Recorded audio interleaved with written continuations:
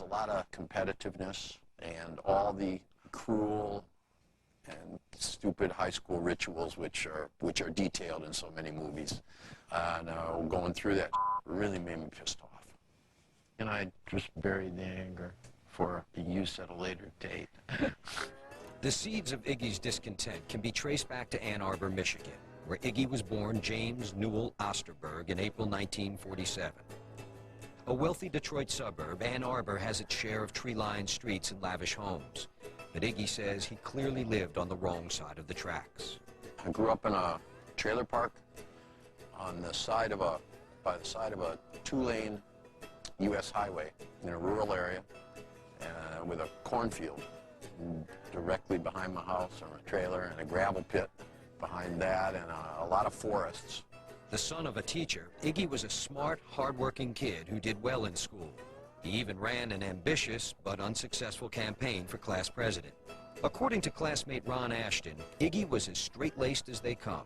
He was actually the guy that wore the chinos, the penny loafers with the dime in them, or the penny, and, you know, cashmere sweater, and he was totally straight.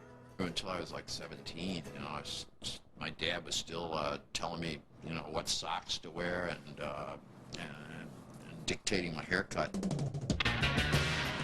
Iggy drummed his way through 2 local bands while still in high school. For Iggy, music was the medicine that would unleash the savage beast.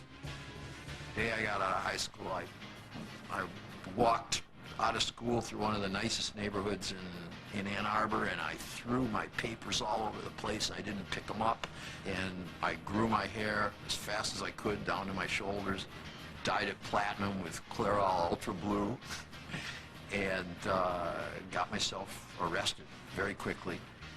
He needed a new name to fit his new image. Eventually, mild-mannered Jim Osterberg became freewheeling Iggy Pop.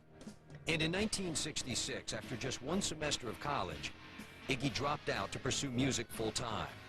He wanted to front a band, so he gave his old buddy Ron Ashton a call. I get a phone call from him going, I've decided that I don't want to be a drummer anymore. I want to start a band.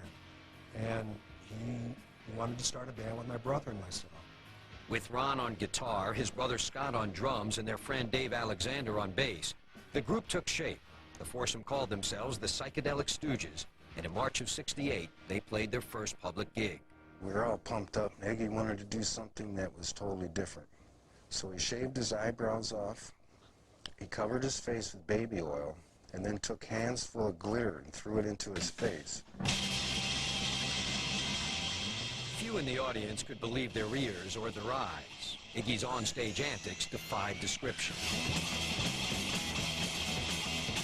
What he wanted is to get a reaction out of the audience, and a lot of it was more sexual. There was a lot of attitude. I think I was doing a lot of things a lot of people would have liked to be